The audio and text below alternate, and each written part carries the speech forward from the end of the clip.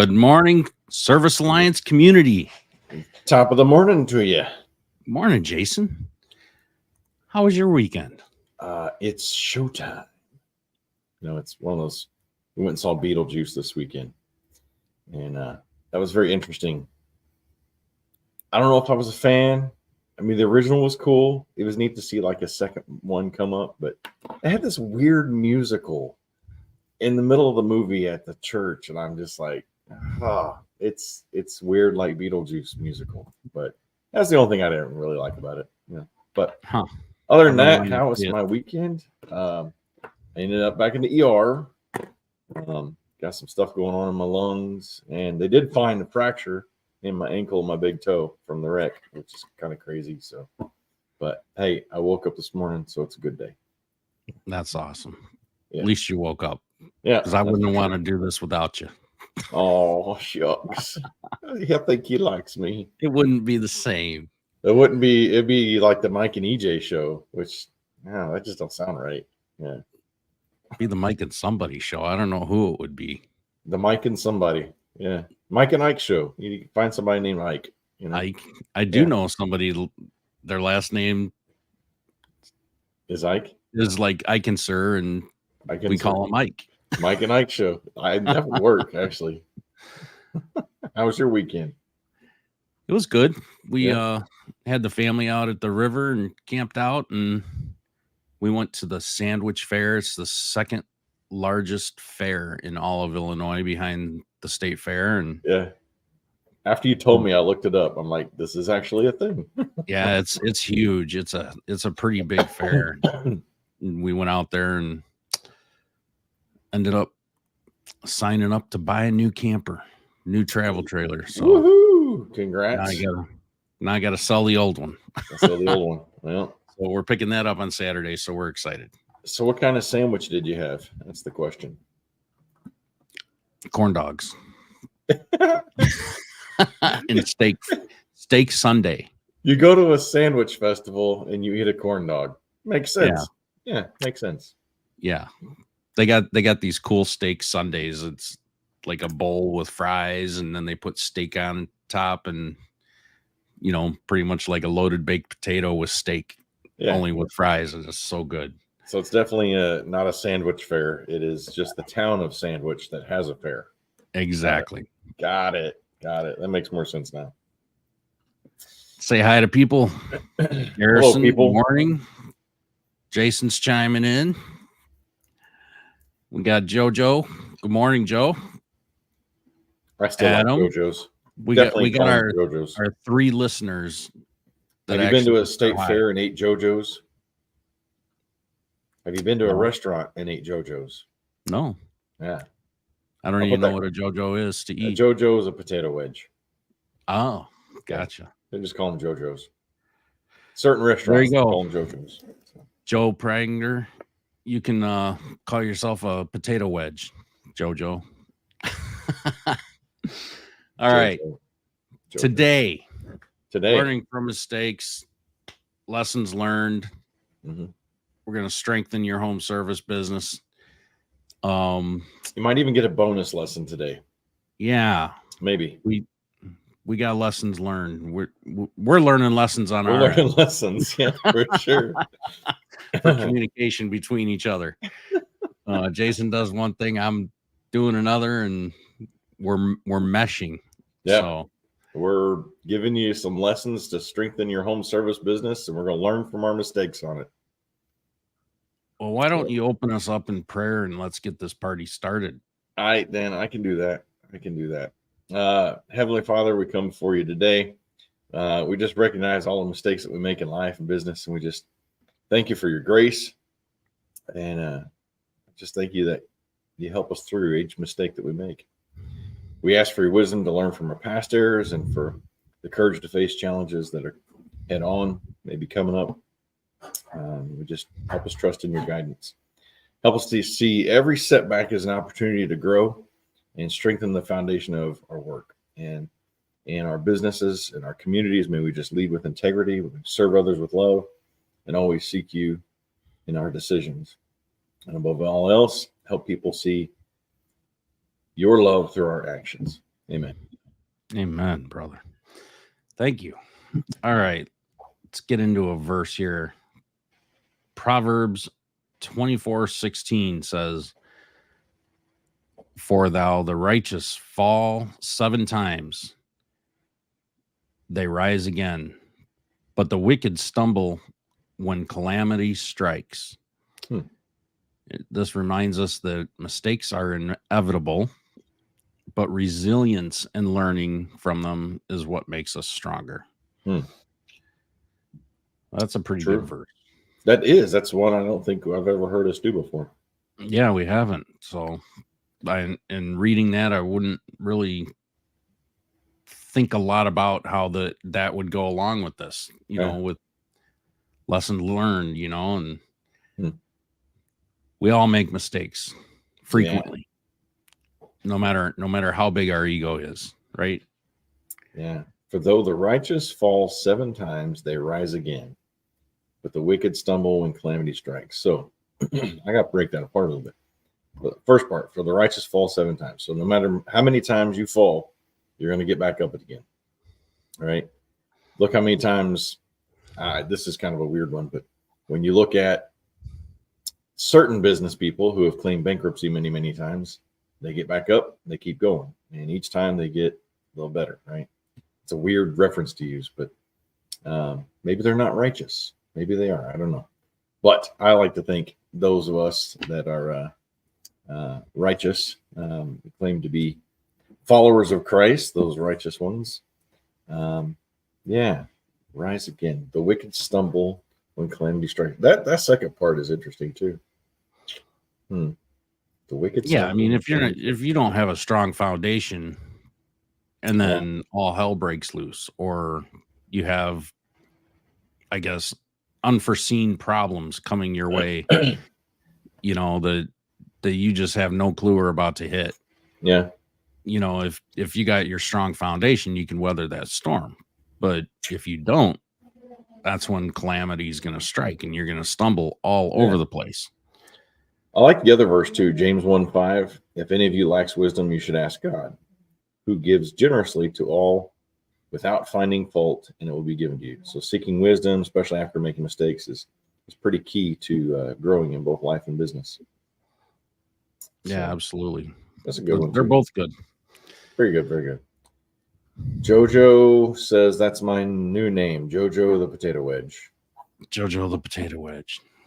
We'll just call you Potato Wedge for short. Jojo PW. Jojo what? Yeah, I can see his the wrap on his van now with a big baked potato. No, it's a potato wedge. There's a difference. No, well, potato wedge. Yeah, big potato wedges. Jojo's appliance repair. he could have Mr. Potato Wedge with a picture of Mr. Potato up on his wrap. When your appliances get wedged, Jojo's there to fix it. Nice. All right, let's quit rambling. Let's get into it. So the first thing, let's talk about recognizing and owning mistakes. True. Something that we all love to do. As a husband, I often make mistakes. She's not even in here. She didn't hear me say that. She's going to watch this so I can actually own up to making a mistake.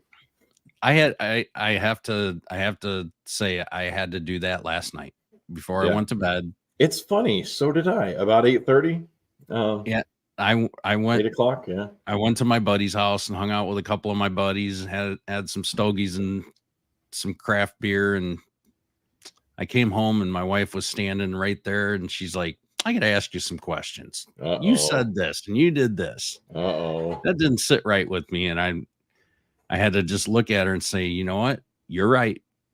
I had to just be quiet, think about it, own it, and then figure out what I'm going to do to change, and not let that situation happen again. Yeah. So now she's back in here. I'm not going to repeat myself and say that I was wrong twice. No. You can't do it. The time has already passed. So she mumbled something. I don't know what it was. Really? Recognizing and owning mistakes. How do we do that? That's a great question. Company culture comes to mind, encouraging transparency by fostering a company culture that where mistakes are acknowledged openly. That's a good one. So in your business, when somebody makes a mistake, are you the type that is, I can't believe you did this. This is costing me money, blah, blah, blah. Or are you the type that, hey, let's talk about this. What happened? What was going on? I can tell you firsthand as an electrician, there's a lot of times that things happen, especially with apprentices. You put your foot through a ceiling as you're walking in the attic. Okay. It's a teachable moment, right? It's not the time to get all huffy and puffy. Yeah, mistakes happen. We'll fix it. It can be redone. But so what kind of company culture are you fostering when it comes to acknowledging issues, right? I think that's a big one. Yeah, I think taking ownership of yourself is the biggest challenge that a lot of us have. Like it's a pride thing, and we have to kind of beat down our pride a lot, and sometimes suck it up and just own our crap, and a lot of us don't like to do that. Yeah. But I think a lot of times it's not what the problem is, it's how you react to it and how you move forward from it. Yeah. I think 100%. that makes all the difference in the world. And a lot of people don't really think about that. Yeah. In that same aspect of, okay, maybe let's not talk about the mistake now. If you're on the job, you don't want to really discuss it in front of a client or a customer particularly, but it may be something, hey, mistakes happen. We'll talk about it later. Right. And then you get that time to talk about that teachable moment. Using mistakes as learning opportunities is a really good thing. So think about that in your own business. What are some ways that you have had mistakes, either with team members or as a business owner, that you can think about and has been a very big teachable moment for you, right? Could be even in finances. I mean, many of us make a lot of mistakes in finances in our business, especially as we just start get going. Maybe we go buy a brand new truck, our first year of business, and we've got this huge payment and it just frustrates the heck out of us. Maybe we could have gotten by with a used truck for a while and then eventually got a new one. So mistakes can be a lot of different things. So yeah, I think for me, the hard part isn't as much like, I guess, myself. I mean, it's hard, but I know that that's something that I can control, right? But when I have employees and sometimes they don't want to own their mistakes, and it's like, how do you build a culture where your team owns their stuff and just takes ownership of everything that they do? But there have been times I had to sit back and say, why are they not doing this? And ultimately I found out that fell on me because I didn't make a very clear path for them to be able to do that. They felt fearful or that I would have some kind of bad reaction. But it made me wonder, what have I done to make them feel that way? Yeah. And I had to own my stuff then too, so it's like, there's a lot of different ways that you could look at this and think about it. Other than Google as reviews, you could create a mistake log and use that to track issues, the root causes of them, lessons learned for future references. So you can go back to that, if it happens in the future again, is like, hey, remember last time this happened? What did we do about this? Well, what we learned from it was this, if you remember that. So maybe let's try to learn from that and not do this again.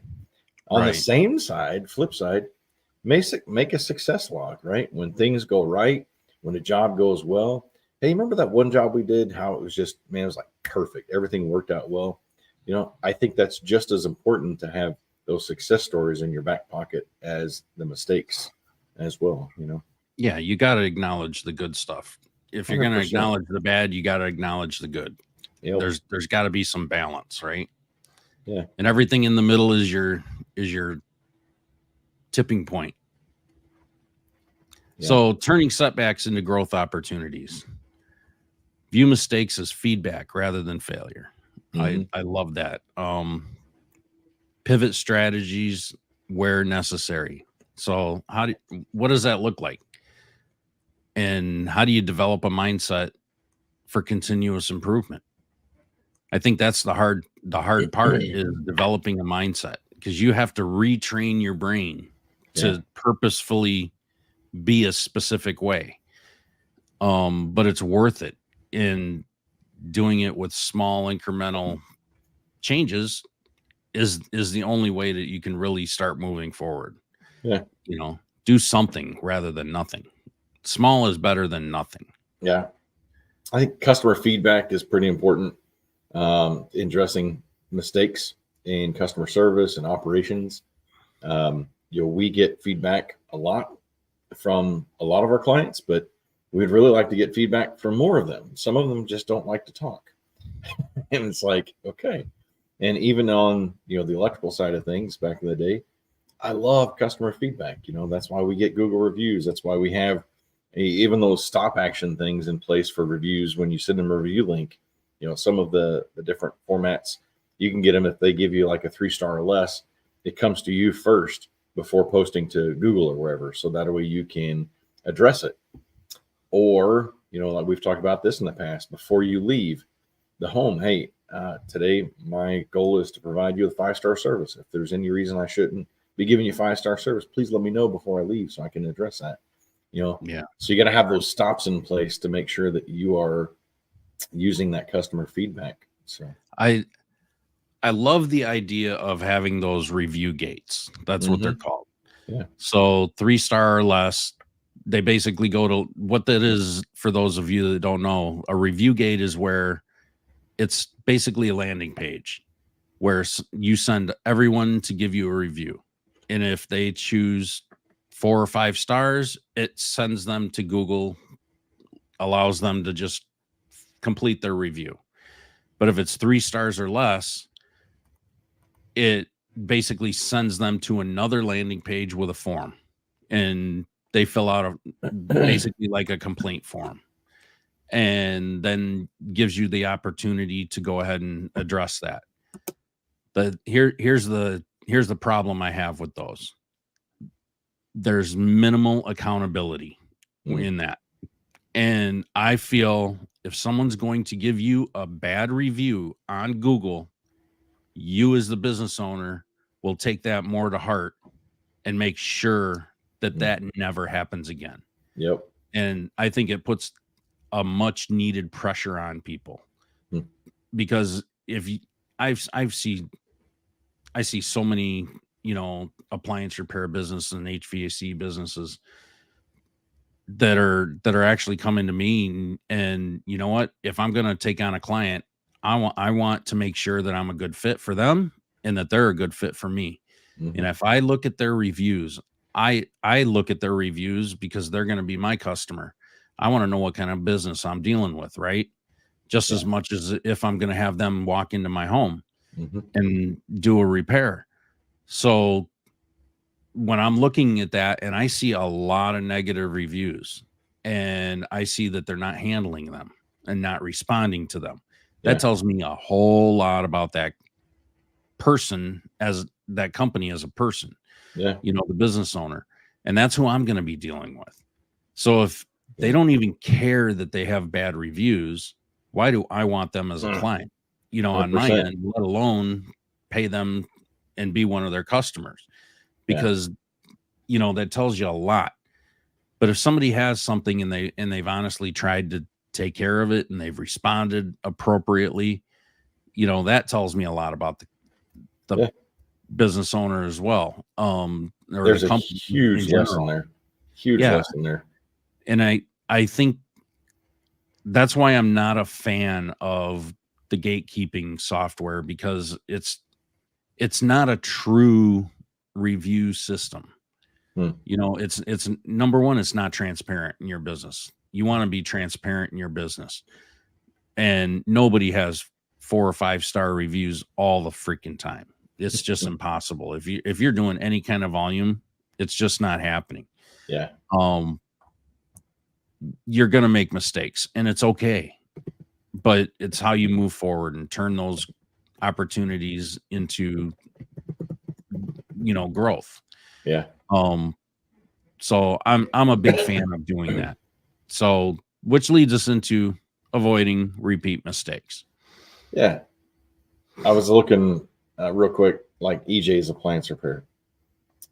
He doesn't really have a whole lot of 1-star reviews, and that's not because he probably doesn't get them. It's just because he goes, I feel, above and beyond to make sure he doesn't get those reviews, those bad reviews. He absolutely goes above and beyond. Yeah. And he does a great job of being able to head them off, or if a problem arises, he can kind of foresee it a little bit. So are you that type of company that is foreshadowing and making sure that a customer is being taken care of before they even have an issue? Or are you the type that you wait till it gets to Google and you've got a 1 or 2-star review and now you're dealing with it publicly, right? Yeah. And EJ is a good example because he doesn't gatekeep anything. Mm-hmm. And this is a dude that gets 60 to 80 reviews a month. Yeah. I mean, he gets a huge amount of reviews. And I mean, some people aren't doing that much a year. He's got a little over 400 reviews just between the 3 that I see here. And that's just been in a few months' time, I know. Yeah, they're new profiles. So people don't realize how important reviews are in exposing, what you're doing right and what you're doing wrong. So I apologize for the hacking. I've got an infection in my lungs, so yeah. Excuses. Yeah, I know. Sorry. I got all right. So avoiding repeat mistakes. How do we do that? You need great, clear, standard SOPs, operating procedures for common business tasks to reduce errors. Oh, I think Jason locked up. Well, if you can hear me, you're froze up, buddy. But moving on, utilize technology like scheduling or CRM systems to eliminate human error and administrative tasks, and conduct regular training. Oh, you're back. Conduct regular training and ensure your team is up to date on the best practices and procedures. It's been one of those fun mornings. Hi, I'm here somewhere. How could Jason avoid repeating this mistake in the future? Computers, man. I got to tell you. Yeah. It's funny. It was good timing. Horrible timing or something. I don't know. Yeah, it's timing. You move on. It's how you move forward. Yeah. So develop and refine your SOPs for your key business functions and review them quarterly. I think that's a lot of people just don't track it, and they're doing the work on getting reviews, and they're doing the work on looking at everything, but they don't actually write it down. They don't track it, and they especially don't review it every X amount of days. So I think that's really key. If you're not reviewing it consistently, you're not going to see the reality of whether you're improving or not. Actionable steps. Absolutely actionable steps. All right. Learning from costly errors. True. I know you can talk about this one. Yeah. You've made some costly errors. No, that never happens. Costly errors, no. I mean, it can come from a software you purchase. Never been there before. To hiring the wrong person. I mean, there's definitely a lot of different things that can cost you. Forecasting, budgeting, the EOS system is really good with helping you to forecast, on a quarterly basis or a yearly basis or 3 years out, 10 years out. Got to make sure that all your team members are aligned with your goals financially, mentally. I mean, that's why we have quarterly meetings, to make sure that they know here's where we're at, here's where we're going, right? I think those are huge and important things as well to help make sure those mistakes don't happen, and they still happen from time to time, and you just got to run with it, right? I like a big one. There's a book called Profit First by Mike Michalowicz. It's a great one for helping you to build like an emergency fund or cash reserve. And I'll give you the short synopsis of this book. And it's basically taking money from, so let's say you're doing service agreements. Instead of those service agreements going into your regular checking account, regular business checking account, go open up a whole nother checking account at a totally different bank, or even an online bank through, Amex or Discover or something like that, and make that money from those service agreements go into that account, and make that as hard as possible to get that money. Like, don't get checks. Don't be able to go to that bank and be able to easily get that money out. Make it hard for you to get that money out. That's kind of the dumbed down version of Mike's book, Profit First. And you'll start seeing this cash reserve, this reserve just start building and building and building, because you're not touching it. It's just money sitting there. And if you have an emergency that you need money from, there's a nice little reserve that you've built up, right? And that's something, I don't know what you're charging for service agreements, $20 a month, $9 a month, $100 a month, whatever it may be. But it's not a lot of money that it's not going to like hurt you, right? If you just put that in a totally separate account. So that's something to think about. Profit First by Mike Michalowicz. It's a great book. Yeah, we use that, and it's nice. In our bank allows us to have like categories, and you can set how much of all the money that comes into the bank automatically gets put into each category. So like we have an emergency fund for 10 grand. Mm-hmm. And we want that once it reaches 10 grand, then we set it to have zero money coming into it. And that money is just earmarked. And you can see it when you log in. It's really nice. And not all banks have this. But how easy is it for you to get into that money and move that money? It is easy, but if you're disciplined, okay, right. Cool. The way we look at it is, if you've got your operating fund, which is your main bucket, minus everything that was taken out. So we take 10% of everything, and that goes into a charity bucket. Yeah. And then we've got our emergency fund until it's capped out at 10 grand. And then we've got another one, for taxes, and set aside money for taxes. That way, when we're looking at the main bucket, for example, you could have 100 grand in the bank, but overall, you might only have $15,000 or $20,000 in your operating expenses to work off of.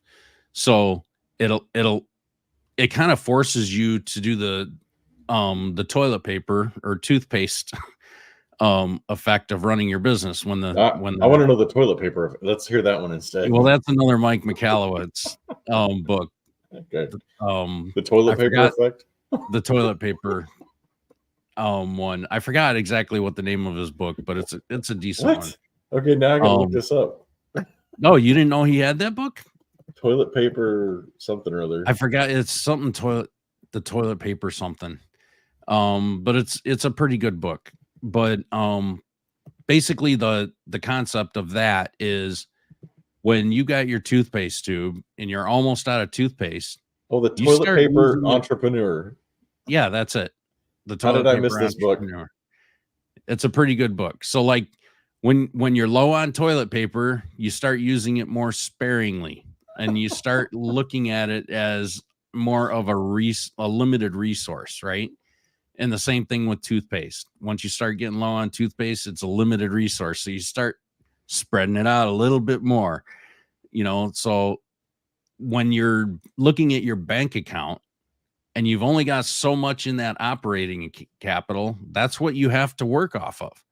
So you're going to be more apt to watch your money a little bit better and watch your spending a whole lot better. And there's a lot of truth to this because I've done it and it works.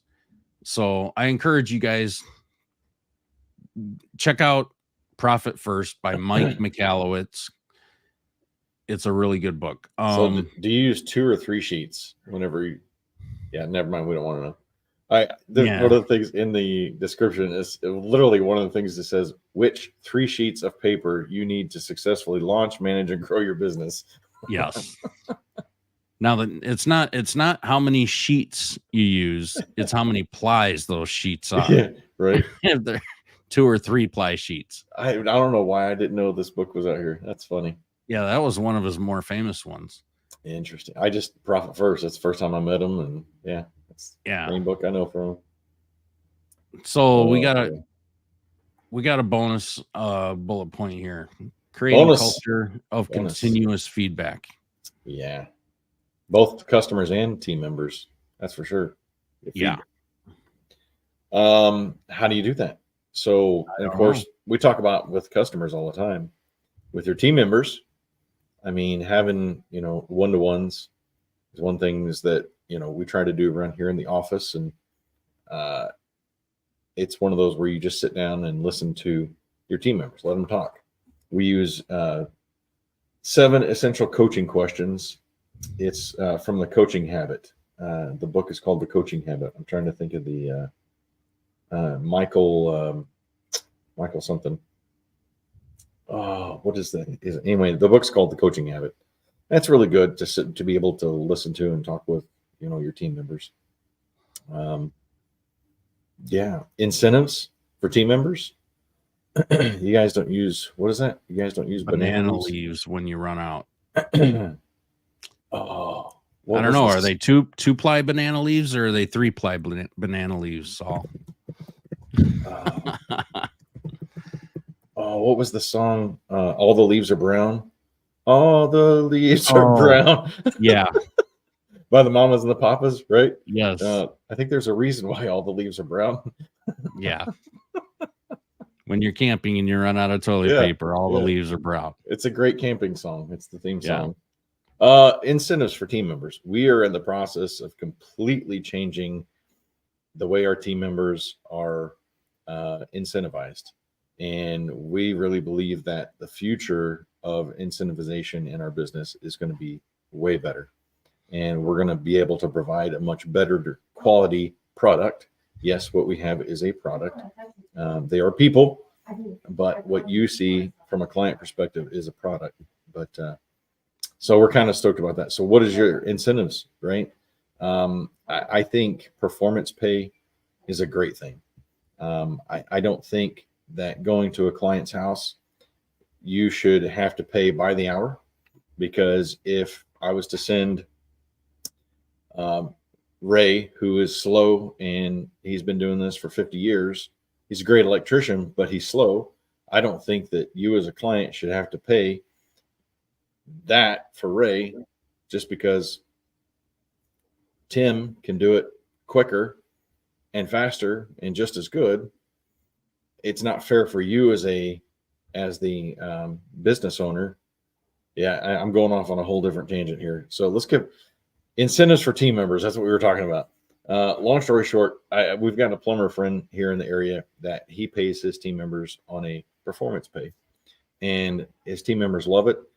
Nobody makes less than like $35-40 an hour, and they're extremely happy. He doesn't have a huge turnaround in his company because people like to work there because of the pay. These guys do a great job. They get paid well. Their clients love it. So, what is the incentives that you're looking at? And maybe it's not financial. Maybe it's for some of them, they like to just get some extra time off. So maybe giving them the opportunity to build up some extra hours to take a 3-day weekend. or maybe an extra week of vacation or something, be able to build that up. Maybe that's what they like. I think you got to figure out what your team members like and what really motivates them, right? For an incentive. So, yeah, I mean, they're motivated by different rewards. People like things, people like time, people like money. Yeah. It's usually one of those three categories, or accolades. Some people just like affirmation.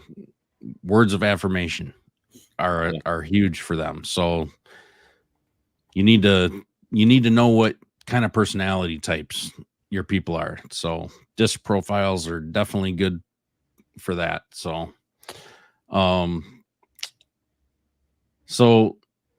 how do we regularly assess the performance with new initiatives and changes based on lessons from the past mistakes?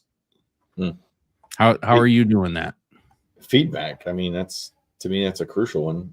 Getting together and having those regular meetings and getting feedback from each of the team members. I think that's the short answer. Feedback is always good. Yeah, I think that needs to be part of the process. Like, you have to outline an actual process for all these things. Yeah. Because as a you can always business owner, look back and say, and it's got to be time bound. You make it actionable, time bound, and when you make it time bound, it's on your calendar. Yeah. Do you use a pencil or do you use a pen whenever you're in meetings as a business owner? Oh, I use a pen every time. Okay. Absolutely. So as a business owner, why did the business owner bring a pencil to the meeting? Because they needed to draw lessons from their mistakes. Pat, well, okay. So with the pencil, you can erase and start again. With the pen, it's permanent. So, but I guess with the pen, it'll always be there, and you'll be able to see, from your mistakes. Yeah. Horrible dad joke. Speaking of pens, like whenever I was in a meeting with my employees, face to face, and I'm telling them, this is what we need to do. Are you in agreement with that? And they say yes. I say, write it down. You grab a pen, you grab a paper, and you write it down. And I'd make them take that note, because, and they always wondered why, I was such a stickler on this. And I'm like, because when you write it down, it becomes a contract. And when you write it down, it's more ingrained in your memory. So it's a contract with your brain to make sure that you follow through with whatever you've written down. And that piece of paper can get thrown away later, but you wrote it down, and it's a physical act of actually taking what you said and translating it onto paper. Yeah. So it causes a little extra thought.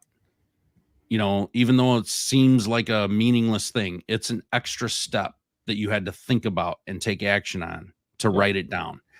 And I have found that that's been very fruitful when I'm talking to people. I'm like, write it down, exactly what we agreed and you said that you're going to do, because now it's a contract. Yeah. And sometimes I got funny looks, and they're like, well, I'm not writing this down as a contract. I'm like, no, you don't get the point. The point is, you write it down, you're going to remember it. It's a contract with your brain to get this done and not do certain things again. So anyway, I'm done. All right. Well, thank you for joining us today. Hopefully this was helpful. We're going to be doing this a lot of series for more beginners over the next month and a half. For those starting a new business or a fledgling business. So you guys that are really experienced, we'd love to hear your insights. And for those of you that are new, we're going to be going through a lot of topics and themes related to this. So, and we're going to have some progression through the rest of the year that's going to really be good. And we're going to ramp up and start going through from beginning business to running a business, growing a business, and all that stuff. So we got some pretty good themes coming up. Yeah, for sure. So stay tuned. Like, subscribe, and share. Pay the fee. I love how you say that, Jason. I got it from that. Two Tree Guys podcast. He always say it. If you like what you seen, heard, pay the fee. All you gotta do is like, subscribe, and share. That's the fee. It's good. Pay the fee. There's always a cost to something, right? Yeah. Even if it's an action contract, write it down. All right, guys. We'll see you next week.